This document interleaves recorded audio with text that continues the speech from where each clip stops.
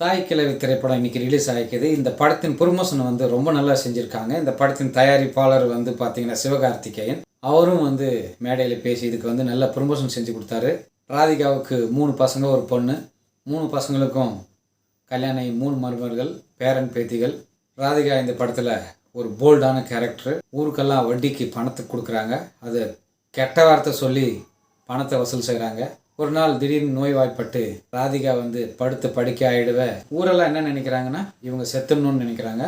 தன்னுடைய மகன்கள் வந்து ராதிகாவை காப்பாற்றணும்னு நினைக்கிறாங்க. அங்கங்கே எடுத்துன்னு போய் ட்ரீட்மெண்ட் பார்க்குறாங்க.